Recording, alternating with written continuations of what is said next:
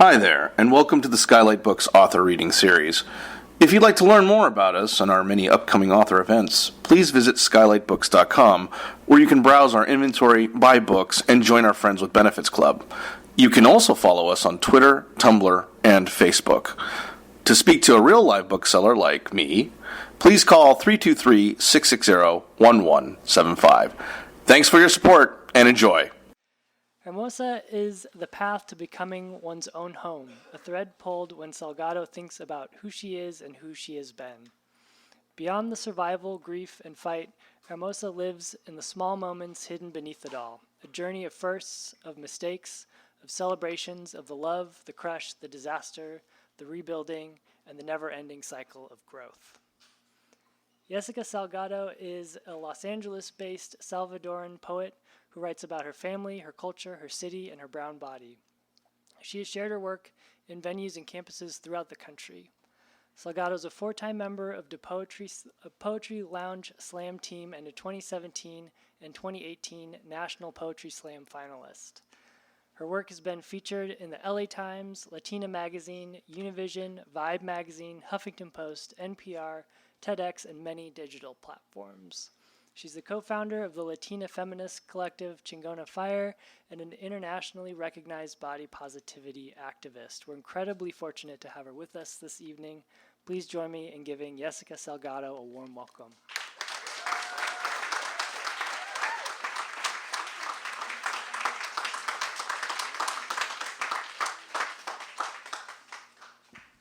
There's so many of you. Hi. Who was at my event last night? Okay, cool. I was just trying to figure out if it was a lot of you. I wasn't going to read the poems that I read last night, but who cares? Hi. My name is Yesika Salgado. I am hella salvi. So we are, what is it today? It's Friday the 13th, so I wore all black. I'm channeling my inner bruja. Also, my crush was at my release yesterday, so I'm trying to harness the moon. I'm like, if you didn't fall in love with me when I get a standing ovation, I don't know. Short of sending him my titties, I don't know what else I can do. Also, welcome. I talk about titties, amongst many other things. So Hermosa is my third book. My first book, Corazón. Second book, Tesoro, and now Hermosa. And as I'm sitting here, we've sold over 4,000 copies of Hermosa already within its first week. So I say that number because I think it's important for us as a community to know that number. Every win of mine is a win of yours because I write hard for my mangoes. If you don't use social media, I don't know what century you're in, but also I talk to my readers and I call them my mangoes. And if you want to find out about that, you could buy Corazón. And then I won't tell you why, but at least that's how you become a mango. That's your baptism. So I'm going to read a poem and then we'll talk a little bit more. Diaspora writes to her new home. I am what comes after the Civil War. After the dismembered corpses, the burnt sugarcane fields, the mango tree strung with a single hanging body, the man with a tongue in his pocket, the soldiers in the guerrilla, the exodus of my grandmother's children. I arrived after the fleeing, after the bruise was named a desert, after the new country extended its concrete arms in reproach, after living in garages, huddling in small apartments, after raising blonde children who do not know our language, after washing cars we do not drive, after keeping home for women with alabaster skin, after falling in love in the time of asylum, after the alcohol took to my father's veins, after the family murmured his sins, after my mother cut the long coil of her curls. I found my way here and I stayed. A fist of a girl with eyes big as a wailing mouth. I was born with a pen under my tongue. I know and own all the words ever spoken. I am the dream and the nightmare. The burning bush, Moses, David, Goliath, Mary Magdalene, the Holy Virgin, God himself dead and resurrected. I am not the survival. I came after. I am the victory, a boastful flag. I am not a promise. I am a threat. I am what takes and does not give back a new history, a forked tongue, a priestess, church and communion, a woman with her own legacy. Take this, my story, eat it, and remember me. Thank you. So here's a drill. I don't like this. You stare at me the whole time, and then it gets awkward, and I don't know if you like the poems or not. So you have to tell me you like the poems as I'm doing the poems. So you could clap, you could stomp, you could cheer, you could anything that moves you. This is like church. If you want to catch the Holy Spirit, you can. I don't have any space for you to fall over, so just do it in your seat. Just go down like that. When I grew up Catholic, and then my church was a charismatic church, and a priest would give us the blessing, and we would fall over. Well, not that was the goal, right? That you would catch the Holy Spirit and fall over. I wouldn't. So then at some point, I just started pretending because I was like, "Fuck this! I'm not gonna miss out on this experience." So then I'd be like laying on the floor every time. And then you're on the phone, you're trying to figure out when is the right time to get back up. Like, how long does the Holy Spirit stay? I was going to be a nun at some point. It gets weird. I don't write much about that, but it gets weird. But speaking of that, this is my neighborhood. I'm from Silver Lake, born and raised. The first time I ever read poems in front of an audience was in this bookstore. And from then on, for years, I dreamed of one day signing books here. And this is the second time I get to come back and do a book signing here at Skylight. And so it's an honor. You don't know how many times I sat by that tree and sobbed my eyes out reading someone's poetry, or I came in here with my friends at House of Pies. House of Pies is like where I take everybody I love. Like my cousin Jackie. Yeah, well, Jackie, that's when I treat you, because when you treat me, you take me to eat like fancy sushi. But when when it's my turn to treat her, I'm like, do you want a slice of pie? But royalties, when they come in, I got you. Yeah, I'll let you know. But this is my home. This is my community, and thank you for coming out here and taking up space with me, because gentrification is hella real, and anytime that I could make way and be like, this is my fucking city, move out of the way a little bit, I like to do that. So with that, this is the poem. This poem's called Casamiento. Let's get married when the jacarandas are in full bloom. When the lotus flowers of Echo Park Lake have stretched into open hands, make me yours during summer, beneath the Dodger Stadium fireworks. The night air my veil, the 101 taillights sequinning my gown, my bouquet. You know when you write words that you can't pronounce, and you're like, why the fuck did I write that word? I get nervous because I know it's coming, and then I'm like, if it lands, okay. The night air my veil, the 101 taillights sequinning my gown, my bouquet of palm tree borrowed from Sunset Boulevard. Let a procession of lowriders, Priuses, and rapid buses lead us to our reception. 100 street vendors with their hot dogs or elote carts lining the street, feeding those that celebrate our love. Let's have our first dance to a Snoop Dogg song, while the neon lights from the liquor store shadow your beautiful face. Someone setting free a dozen ducks taken from MacArthur Park. Let's make Pershing Square. This was beautiful when I was writing it, and I don't know why y'all are laughing. I was crying when I wrote this. Let's make Pershing Square our dance floor. Borrow the mariachis from their Plaza Exposition Park, the centerpiece to every table. Promise yourself to me on Slauson, on Cesar Chavez, on Temple, on Vermont, on Parkman. I have seen enough of the world to know that it has always been you. I return to you with open arms, my beautiful city. Los Angeles, I choose you in this life, in my parents' life, and in the lives that they left to bring me to you. Thank you.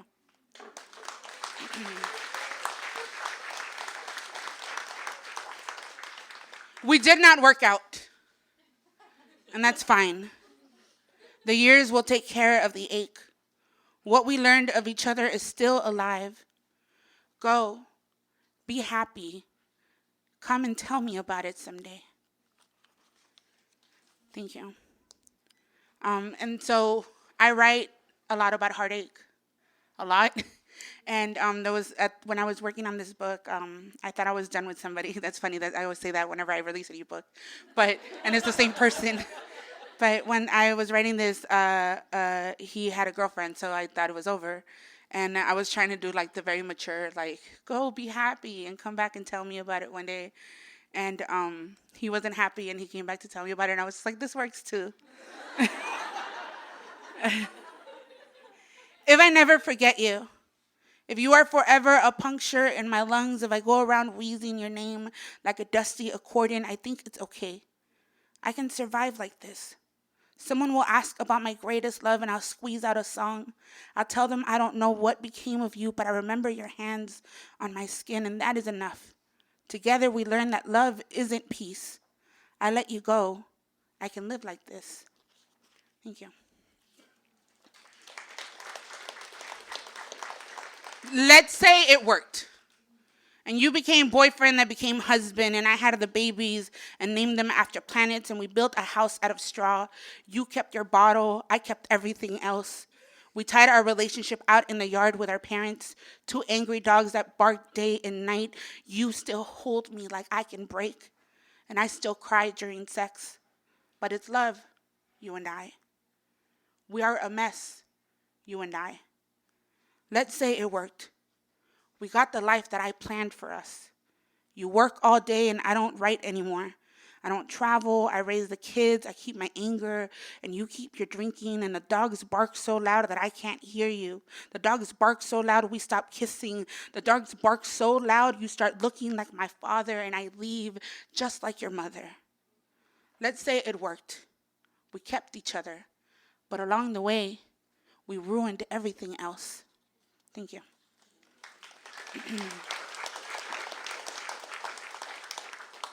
How many of you were born in LA and raised in LA? Yeah, in the hospital right over here at Children's Hospital. That was, for me, that was a rich people hospital growing up. So you bougie. My mom had to go all the way to East LA, living in Silver Lake. That was an ordeal. And then I showed up, and then a nurse told her that I was never gonna be normal. And then whenever I do weird shit, my mom's just like, I don't know. No, but I think that somebody sent me a video on Twitter of a woman that was saying oh, I was born in LA, I'm an LA native. Thank you, you're welcome. She's giving a whole spiel. Have you seen that video on Twitter? Oh, I have to send it to you guys. But these are my best friends right here, so I'm gonna be talking to this section a lot. But you're welcome to hear. But she was saying you're welcome, it was saying every LA native in a room, and she was like, yes, I'm from LA, welcome, thank you, yes, it's an honor, yes, and so I'm that's what I do when I tell people, in the Uber, when I tell people, I'm no, I'm a native, and they're like, oh, wow. Or when they drop me off in Silver Lake, they're like, you live here? I'm like, yes, bitch, I live here. So then I make them drop me off at the big fancy house across the street, and then when they drive off, then I cross over to my house, just so that they think. But being part of LA also means that there's a lot of, we share a lot of collective grief a lot when we return to an establishment that's not there anymore and it's owned by somebody new. And we shared a different kind of grief also this year when Nipsey passed away. And I've never seen my city turn up for somebody like that. I've never seen us come together the way that we came together for Nipsey, and it was such a beautiful thing, but it was also really isolating to be in parts of the city that nobody gave a shit. You know, I'm in WeHo a lot because I'm a member at a workspace over there, and so traveling there and then just seeing how different it is, kind of the privilege of not caring, you know? And so then when that happened, I wrote this poem. It's called Marathon. Touch the scar. Ask how it found him. He says, gunshot. I say nothing, and we make love. He walks to the bathroom. A small crater on his side tells me to go back to my home, to my gentrification, fenced gardens, quiet streets. A long time ago, bullets often sent me home. Police flashed lights into houses, cars, eyes of boys I loved. I got lucky. We lost the block. It got safe. It got better. Everyone moved away in pickups or handcuffs. They left. My lover is no longer my lover. He finds his way to my street, drunk and determined, come outside. And I don't know what I fear more. What happens when I step outside, or what happens if I stay inside? It isn't safe for us to be human here. We argue beneath a street lamp. I feel the whiteness panting against the windows. Nipsey is killed. I text my ex-boyfriend, I love you, please be safe. And my block is quiet. So fucking quiet. Thank you.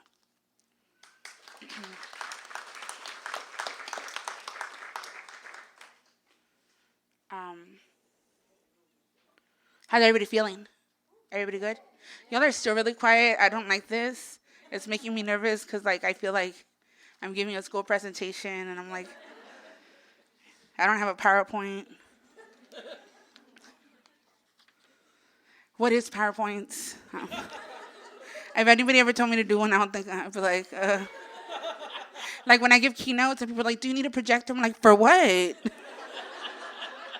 I know my poems, and I'm like, you sure you don't want to send over like your file? I'm like, I don't. I just need a microphone.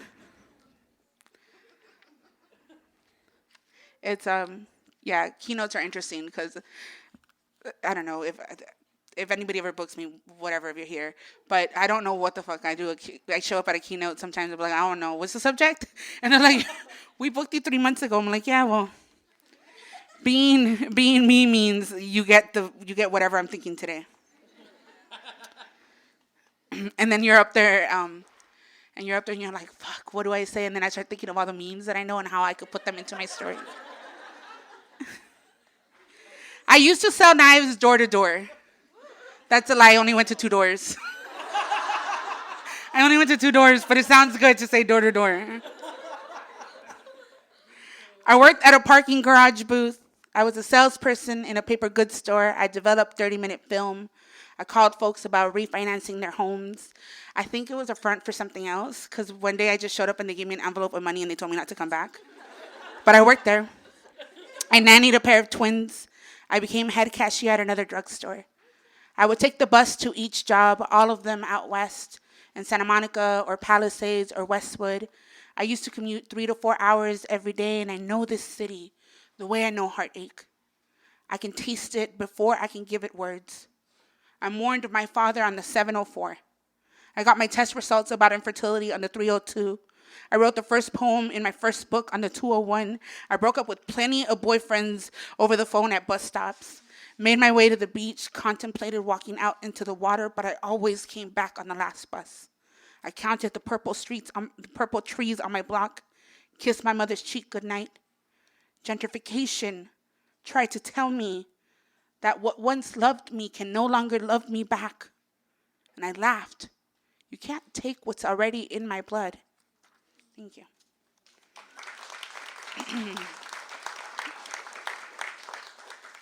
So I made a promise to myself early on that in any book that I wrote, I was going to have a Spanish poem so that my mother can experience it on her own without me needing to translate it for her. And then I didn't realize that also is true for my readers and their mothers, and because many of our mothers only read Spanish, right? And so this time, the poems that I pick, I'm very thoughtful about, and it's something that I wouldn't want my mom to read. Like the first one was a poem about her, and then in the last one was like about being Salvadoran, and then this time I was just like, no, I think this poem, I wrote this to myself a long time ago, and I'm like, I think I need to hear this in Spanish too, because sometimes you need to check yourself in Spanish. So this is called Tontita. And this is the Spanish portion of the day. If you don't understand, I'm sorry. Well, not really, but you know. Welcome to my life, okay? I'm always missing a word for something in either language. That's one of my own lines. I just quoted myself. Veni. Sorry, I'm like, I think I'm a little high right now, and so we're gonna roll with that, okay? I thought I had 5 hours before the release, and then I realized that I had 2 hours, and so here we are. You know, whatever. Medical. It's medicinal. Medicinal. Vení aquí, mi niña tonta. Mi lloroncita, mi corazoncito roto. ¿Por qué lo quieres? ¿Por qué lo buscas? ¿Qué te dio que te tiene tan perdida? Claro que lo amas. ¿Cómo no lo vas a amar? Si él fue el primero que te dijo que quería todo lo que tú has querido, yo sé que es bonito consentir a quien uno ama, tener a quien cuidar. Pero mi niña loca, mi palomita triste, mi cielo gris, ese hombre no quería ser querido. Él lo que buscaba era olvidar, y tú, mi amor, tú no eres el olvido. ¿Te acuerdas de tu papi? De ese amor tan grande de las tardes bajo los palos de limones, y tú y él hablando de las noticias o de algún deporte o de un compañero de trabajo, y de vez en cuando tú, chiquita linda, le preguntabas, papi, ¿cómo se dice tal cosa en español? Y él te contestaba casi riendo, Tú seguías con tu cuento, ¿te acuerdas de ese amor? ¿Cómo puedes amar a alguien que no te puede dar lo mismo? Corazón, dime, ¿qué te trae tan mareada por un hombre que jamás te amó como te enseñaron a amar? Dime, que yo no lo entiendo. Thank you.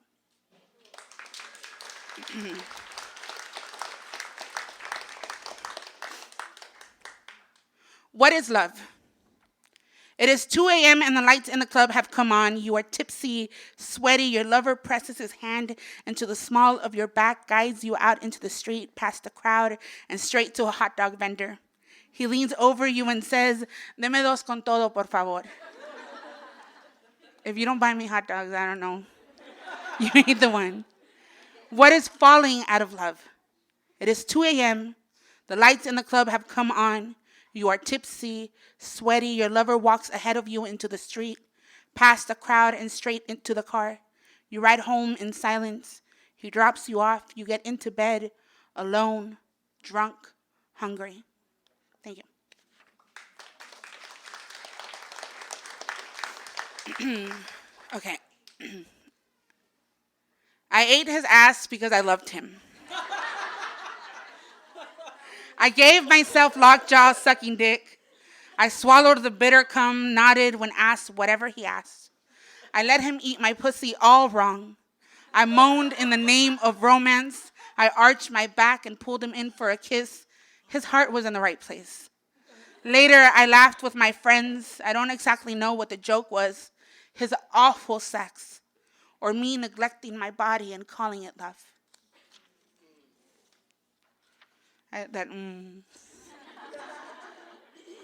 Right? Sometimes you sit there and there was a meme. I'm telling you, talking memes.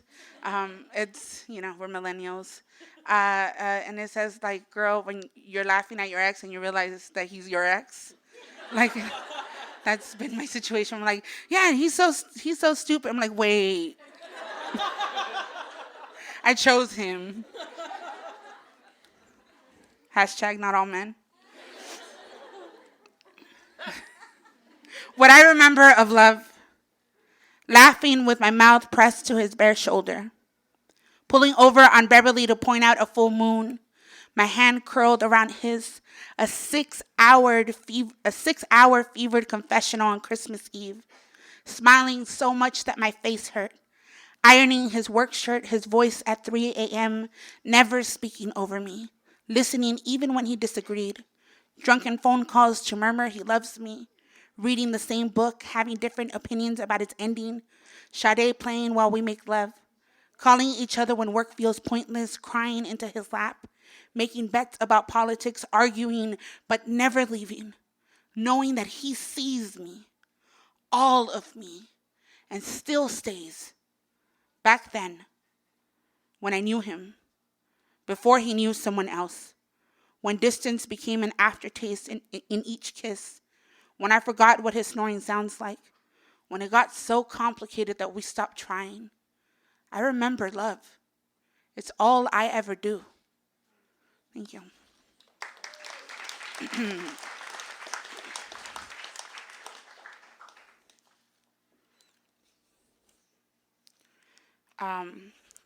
So this next poem, I'm really happy that I get to share it today because a big part of the story of this poem is here. This is a poem that I wanted to write for a long, long time, and I couldn't figure out how to write it. It just wouldn't come, and I tried different versions, and Carolyn once said that, I quoted you the other day about it. And Carolyn, you look so nervous. It's okay. It's a good quote. But about how we write poems multiple times hoping to get to the poem, right? And so this poem was a testament to that I had been trying to write about my dad's alcoholism in a way that showed how complex our relationship was, how having an alcoholic father is like having multiple fathers.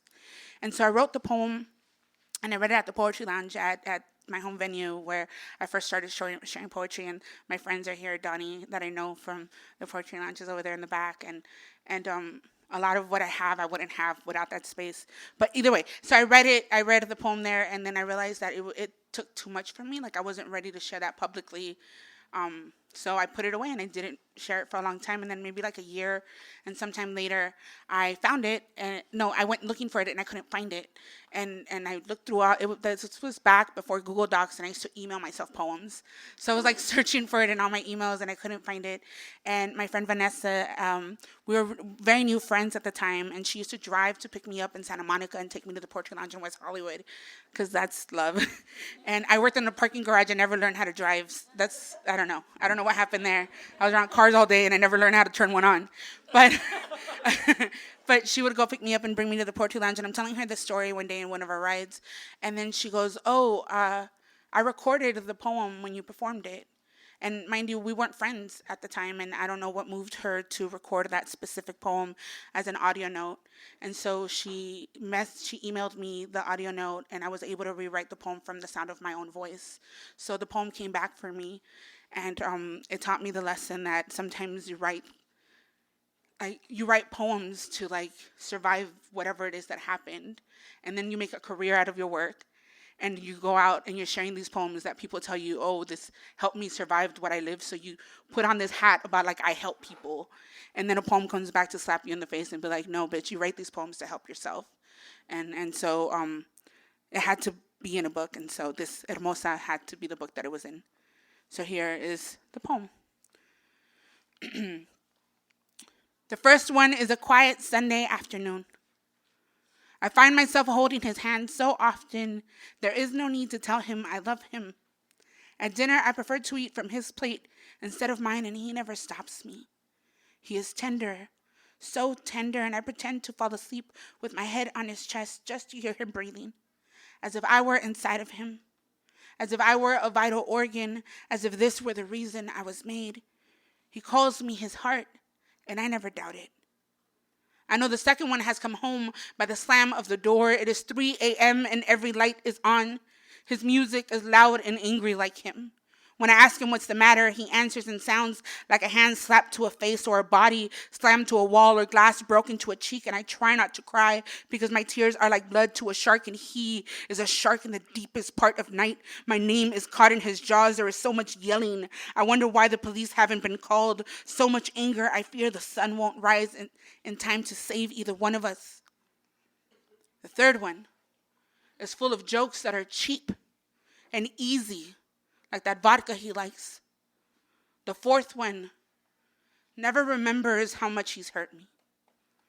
When we bump into each other in the kitchen the next morning, he won't look me in the eyes. His apologies come as a hurried kiss to a forehead, as a mumbled I love you before he rushes off to work. I resent him. Sometimes I even hate him. But it is so difficult to love him. But if I don't, who else will? Who else will forgive him? Who else will save him? Who else will make him want to change? The fifth one, I wish for every single day of my life. In every blown out birthday candle, every time I knelt in a church pew, I begged God to send him to me soon. And when he finally did, when God finally gave me a sober father, he was so broken, so brittle, so apologetic, so willing to make it work, I had no choice but to forget everything that had ever come before him in the day that he left me. A sudden exhale of wind, a slight twitch of a foot, a hand I couldn't get myself to release. I remembered the first one, how as a little girl I used to pretend to fall asleep on my father's chest, as if I were an appendage of his body, the reason I was made, as if he had never become anyone else other than the man who called me his corazón and never let me doubt it.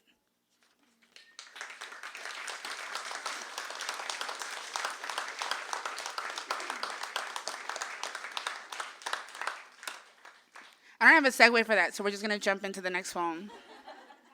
And it was about the first time I smoked weed. So full circle. I did it in the name of love. I have the poem for it, but Me and Wade have had an interesting relationship because I have anxiety problems, and then this was before, like when I was in high school, all of this strains and all this fancy stuff wasn't the thing. You knew the one guy that sold weed, and he sold it to you, and then you had to go sneak somewhere in your notebook and break out all the stems and seeds, and it was mostly dirt. Like you were probably smoking like dried cilantro, I don't know, and then like you willed yourself into feeling high, but and then there's a story about how like I used to smoke crack and I didn't know I used to smoke. So here's a story. I used to hang out with a bunch of boys and they used to smoke P-Dogs and I didn't know that P-Dogs were like the blunts with crack in them. And so I'm like, why does weed get me so like, and then it was, more of the story, don't smoke with strangers. The first time I smoked weed was in the name of love. Ricardo was a cholito with eyelashes that curled on their own, and I was down to do anything for him. It was third period when we both leaned our heads over an apple-turned pipe. He talked me through the inhale. I looked up into his eyes, almost forgetting to exhale. We hid in the baseball field until the bell rang. When we walked to class, I did not know if I was high or if I was floating, maybe both. We got to algebra class and Ricardo leaned in through the fog. I heard him say, "Hook me up with your homegirl." I was back on earth and in my fat girl body again. The apple should have given it away. Thank you. Somebody's sad, I know. It's okay, Ricardo was not the one. And neither were like all of the ones that came after. But you know, there's poems. There's lots of poems. Papi bought my sisters and I uniforms and lined us up on the front steps, tallest to shortest. Miren a mis hermosuras, took a Polaroid and drove us to school. We were the only kids in white polos and blue shorts. I am sure this is a metaphor for many things. His drinking, Mami's legal status, their service jobs, the smart daughters they were raising, 3 beautiful medallions, polished, new, our good English, and our backpacks heavy as bricks. And this one's called Judas. And the other day I did a whole Bible recap, like a modernized Bible recap on my Instagram live. And it was the funniest thing I've ever done. And like Judas was a hater. We all have some Judases in our lives, but this isn't what this poem was about. But I just remembered about Judas. I was 7 years old the first time a poem got me in trouble. It was about my father punching my mother. It was true. But sometimes the truth is also a lie. Sometimes it doesn't set you free. It sets you up. Your father calling you Judas the rest of your life. My father taught me to love words, to read everything I could get my hands on. My father taught me words have feet. Say the wrong one and it'll run as fast as it can, announcing itself. A word stops being yours once you say it. I did not stop writing poems. I am running too. I go far ahead of myself on sheets, on screens. I am now in places I have never been. This must be freedom. Thank you. Bayunca. So in Salvi Spanish, bayunca can mean many different things, but it's usually your mom telling you to stop doing something because you're being a bayunca. And it could go from being shy to being silly or whatever, but that's your vocabulary word of the day, bayunca. I had a tia that would sometimes drink and play poker at parties, and the other mujeres would murmur. Beer is a man's drink. Milk and coffee is for the mothers. They drink their cafecito at the table while talking about fulana de tal or aquella bayunca que se cree mucho. I sit as closely as I could and listen to the gossip, memorizing names of the scandalous relatives, the tío with kids from a secret woman, the cousin who left to Mexico because he got in trouble here, the loca that is off acting like a man again. Those are my favorite stories. Women doing what women don't do. I imagine all the beer I drink when I got older. I'd chug it down like a cold soda and burp loudly on purpose. I'd cackle big and booming, wouldn't care when the mujeres say, "Esa niña es tremenda." Instead, I'll lift another beer and say, "Así es, tía, salud."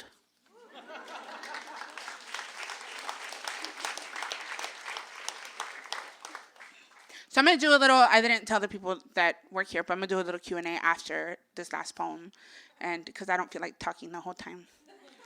I like talking to y'all too. Is that good? And then please don't make it weird where you stare at me and then I stare at you and then you don't say anything. And then when I'm signing books, you want to have a conversation. This is your moment. Because then when you're signing books, that's not the moment. I love you though. I was born, and sometimes I want that to be all the story there is to tell. I was born and there was a parade or fiesta. Mommy came home in a gown and I was the corsage on her wrist. Papi chugged down a beer, stuck two fingers in his mouth and whistled. My tias laughed, tios drank. The cousins old enough to hold me passed me along, unless you were Jackie because she's tiny. Look at her, she's standing over there. Passed me along, one pair of hands to the next. She's here, la niña is here. If only that were it.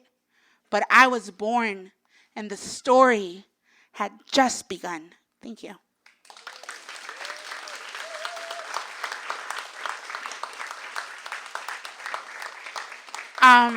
So when I was working on the book, this is my third book in 2 years that I've had the honor of publishing with Not a Cult. And I was really tired when it was time for this book, and I didn't want to write it. But I had to because I had already signed the contract and spent the money.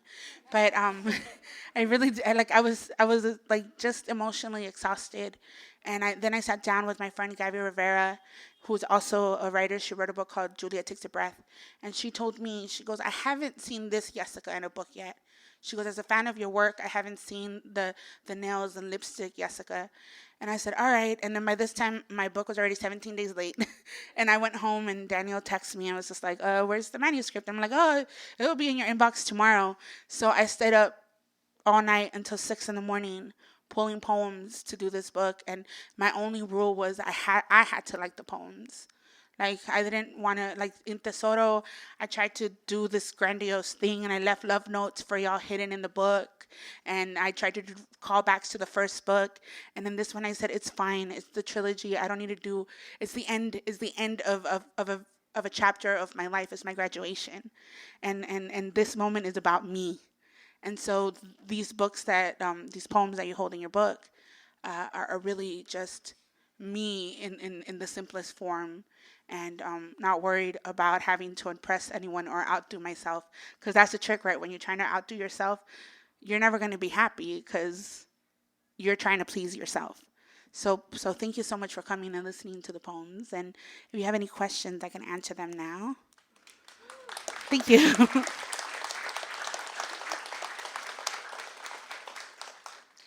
No? Yes. Hi.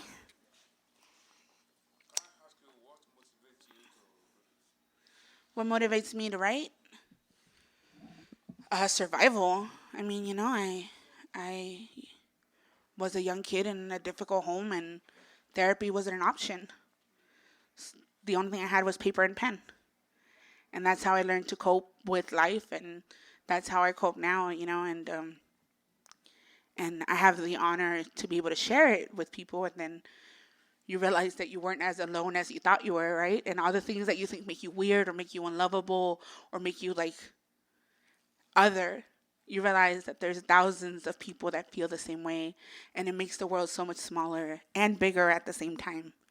Like, it shrinks and it expands, and so yeah, that's what motivates me, just surviving, and then realize that there's so many of other people surviving too, and then also celebrating, right? Like, past the survival, like the triumph of the fact that like our stories are so much more beautiful, and they are so much more than the migration we took to get here, right? That's why the book opens with, I'm not the migration. I'm not the reason that left El Salvador. I am the reason we stayed, and I'm here to take. And so with writing, I get to claim things and make them mine. I get to write about Silver Lake, and then it's mine. And nobody can take that from me. The buildings and the stores can go away, but in history, Yesika Salgado came from Silver Lake. Yeah. But, okay, any other? Yes. How do you maintain humbleness when you see gentrification?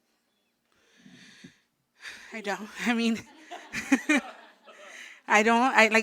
I mean, the poems, I don't know. I try to figure it out. It's really, it's heartbreaking, and it's a constant heartbreak. You drive to a part of town that you've never been in before, and then you see some storefronts are closed and they're gone. You walk into your favorite coffee shop where you wrote all of your books, and it has a new owner, and the coffee shop doesn't look like the coffee shop you sat in for 3 summers trying to dig a book out of yourself. All of a sudden, you realize you don't know your neighbors. Everybody's built high fences, and they're all your nemesis, and you're beefing with everybody. I beef with my neighbors. One of them nailed my window shut. It's a whole story. It's okay. It's open now, but yeah, no, but it's hard. It's really hard. But the hope is the fact that although gentrification happens, you, like I said, you can't take what's already in my blood. You can't take the stories that already exist in the city and who we are and who we've been. And I'm so blessed to be part of a community of writers that we're creating art. Like every poem is an LA poem because we're from LA. We're writing in LA. We're writing about experiences that happen within the city. And so it's important to name where you were when the things happened. So that's why you find street names and all that stuff in my work, because that's the hope that this is mine and you can't take it from me. I mean, I don't own any property, but better, I don't have debt. Yeah. Anything else? Back there.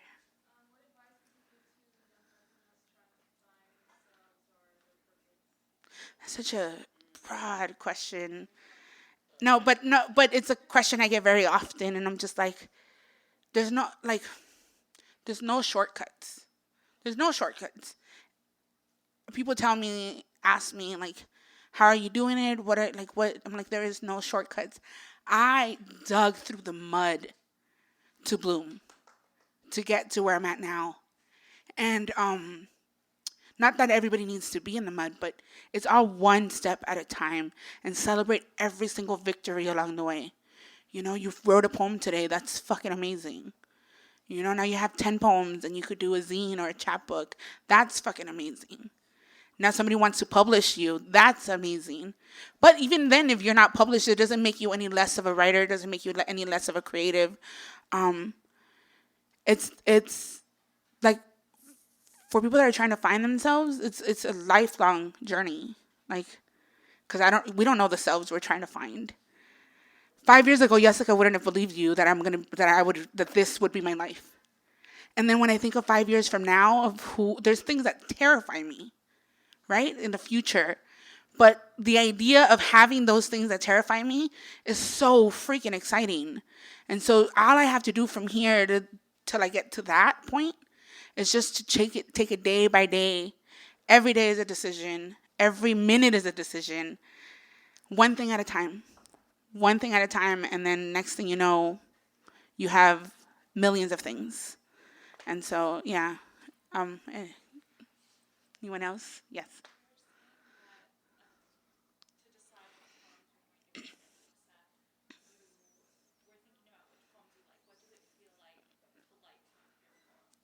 What does it feel like to like one of your poems?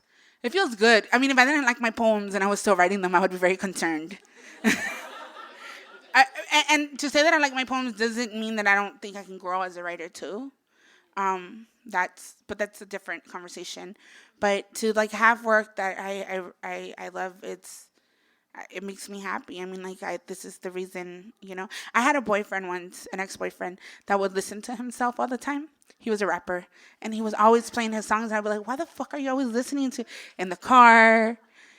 In the apartment, like after set, like it was just him all the time.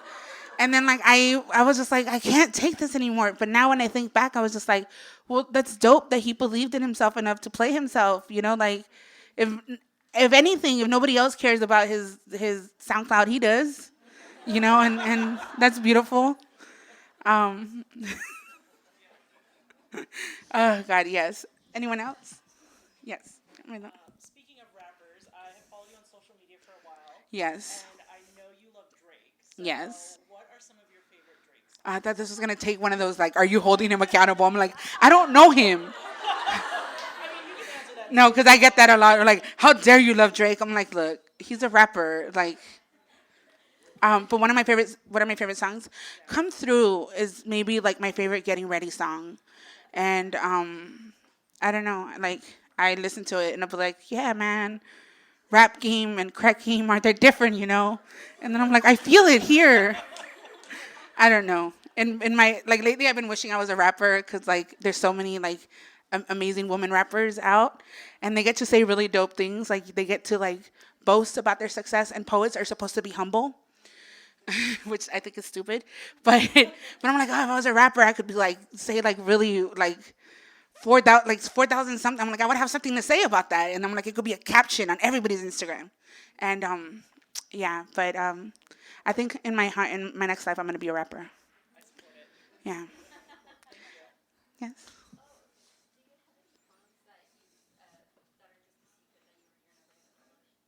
Yeah. I mean, yeah. There's thousands, right? There's thousands of poems that don't ever make it anywhere. Um, and there's some of them that there's there's poems that exist now in 3 lines that were once like a whole sheet of a poem, and sometimes the poem isn't good enough to see the light, or it's just for me, and or it's on the process, or if it's a stepping stone on the process of becoming the bigger poem. And I write every day. It's a practice that I've had my whole life. Um, it's and then every day I write for myself. Would I ever publish? Please, if I die, don't publish all my shit. Like, don't Bukowski me. Don't go looking for my shit, Edwin. You're in charge. Don't let them look through my shit, and because some of it is not meant to be published. Like when they're like another Bukowski book, I'm like, this was like Tupac. Like, just keeps putting out shit. Let the white man die. Like, I can say that I used to be a big fan of his. Yeah, I mean, reminded me of my father. Anyone else? Over here, and then I'll go over there to you, Dove. So, first of all, thank you for sharing all your emotional experiences. Have you thought, or is it in the works, writing something longer, like a short story or a novel, maybe? There's books that will be eventually happening, and I mean, I just released a book. I think we're okay with this one right now. Yeah. Um, uh, I said it at my book release last night, and I'm gonna be taking a step back from publishing another book with Not a Cult, and not because I don't love them; they're my family, and we're such a beautiful team, and we've built so much stuff together. But I have a literary agent, and our goal is to go with one of the top 5 publishers in the country, and get this story out. Get my not this story, but just get something out there from a different voice. I don't have an MFA. I don't have any abbreviations of anything. MFA, GD, BA, whatever. I don't have none. Like all that's on my wall framed is my LA Times article, and everything I've built has been an uphill battle, and so I'm ready to get some of the fancy stuff, you know. But so the next book is gonna be called Mentirosa, and it's going to be a collection of poems from about my catfishing days, and so that's exciting. Um, yeah, no, like it's funny, and I say a lot of funny things, but it's also really real. We all become different people thinking we don't deserve love, and so we take on different masks to try to find that love, and I think it's important to like dissect that. And then I don't know if I want to write a novel. I mean, I know that I eventually want to write a novel or a book, but that's something that terrifies me, like I said. And so when it comes, it'll come. And I don't know. We'll see. And if it doesn't, that's fine too. I'm tired. My love over here had another question. Someone over here? Yes. So the 3 books in this trilogy are all terms of endearment, right? Corazón, Tesoro, Hermosa, and these were all words that my dad called us, and it was how we knew he was in a good mood. So it means a lot to me in the sense that my father has passed away, and he doesn't get to see a lot of my success, but it's also a lot of my trauma, a lot of the ways that I learned to love, and I talk a lot about love all the time, and in the parallel of my parents' relationship with the way that I love men now, and how it's so hard to overcome all of that. And so you're always looking for signs that someone loves you. And so so yeah, so each of the books are just a callback to the complexity of love and how that's existed for me in my life. And also, I just love naming things in Spanish and then having white people just not know how to pronounce them.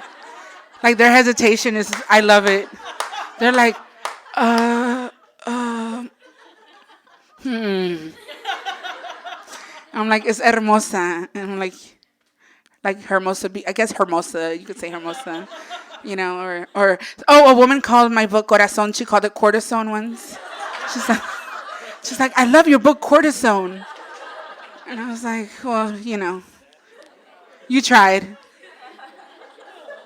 You tried. Yeah. Any, yes, my love. I read your latest article in Remezcla, the one you talk about like the novela love.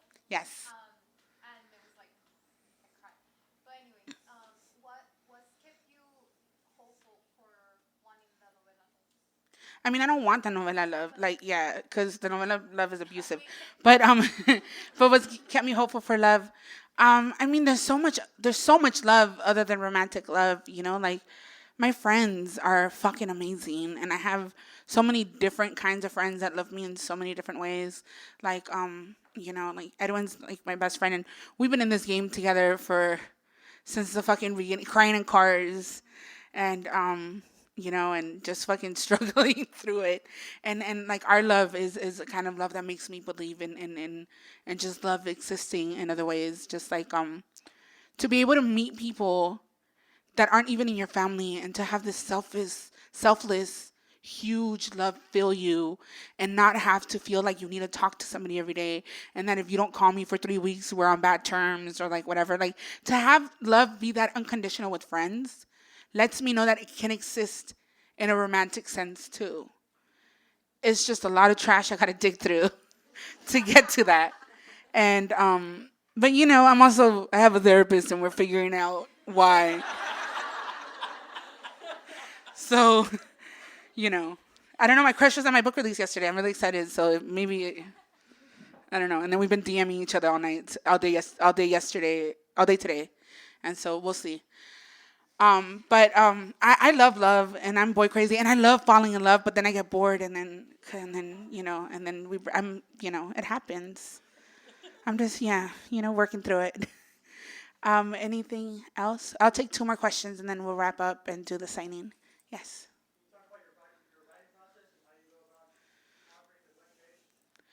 Conquering the blank page. I mean, I don't. The blank page doesn't intimidate me. This for me, it's. I have such an intimate relationship with my writing that it isn't like a. And if it doesn't, like if I sit down to write and it's not happening, I just close my computer. It wasn't close the tab. The poem wasn't supposed to happen for me right now. I don't really believe in forcing something, because then it's not for fun, And like sometimes you want to write and flex and be like, oh, I could write this and I could write this beautifully, but I'm not at a place where I need to flex on myself anymore. So my writing process is, it starts with a feeling, and then I start writing, and if it's not happening, then I don't write it. Sometimes I have to come back to the poem. Editing is something I'm trying to do more of because I tend not to edit a lot. Edwin's nodding at me. But also a big part of the process is reading, like reading as much as I can. I hadn't been able to read as much as I enjoy reading because I've been on the road and doing all this stuff. And this summer I had the pleasure of not having shit to do. And so I consumed hella poetry books. And hopefully this makes my writing process easier the next time I want to sit down and start writing more poems. And also I'm taking a break from writing for a little bit. I think I've said enough for a while. And I need to do some living. Because if you don't live, you're going to get the same shit over and over, and I'm not trying to bore myself with my own work. Okay, one more question, and then nos vamos. No? I see someone's elbow over here. No? You good? Okay. Yes. What can you say about hand writing versus writing on your computer? That's such a millennial question, right? I don't think there's a difference. And I understand the question is a really innocent and sweet question, and I appreciate it. But I think that it's also like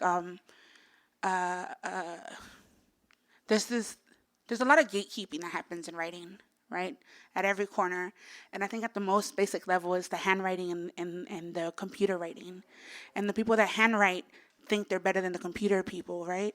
And then the computer people, well, they're in the computer, so they're not really thinking about handwriting. And but I used to work at CVS, right? That was the last job I had before I quit and became and did this full time. And I would write most of my first poems in my first book were written on my phone. I would write on my lunch breaks. You know, I would have an idea for something. I would run to, say I had to go to the bathroom and I'm standing in my stall writing a fucking poem because you're over the whole, you have a lot of poems to write when you work retail. I wrote a lot of poems on the bus on my way home from many places. I wrote a lot of poems on the toilet. Some of these poems were written in the toilet, you guys. It's fine. But it makes writing so much more accessible, you know, like when I have to have a pen and paper and sit down, like then I need a table and then I need like a writing space, and some of us don't have that. So I think it doesn't matter how the poems come as long as they come, whether you're writing them on paper, on your laptop, into your phone, and fucking calligraphy. Some people write their poems in like in so many different ways, but yeah. And so whoever out here is a writer and is trying to figure out and has all these questions, I want you to know that 80% of the questions that you're asking yourself don't fucking matter. You're just trying to get somebody else's permission to do what you're already doing. So it doesn't fucking matter. Write your fucking poems. Go to open mics. Read them in front of people. If that's too much for you, find friends that love poems and share your poems with your friends. Some of my first audiences were our writing circles.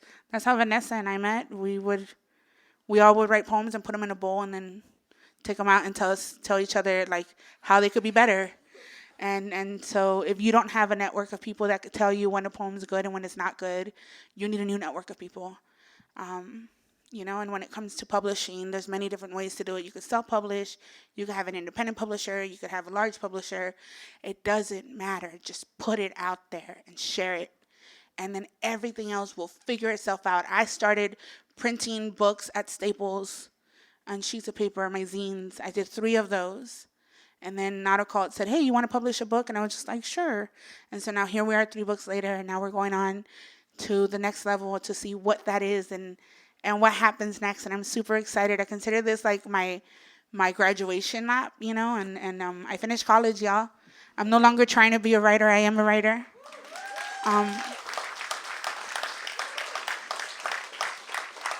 I have no interest in climbing the mountain. My interest is in teaching the mountain how to kneel. And with y'all, we make this mountain kneel because each number fucking matters. And I just want to get more brown folks like me out there telling their stories and living their wildest dreams. So thank you so much for coming. And I'll see you when you come get your book signed.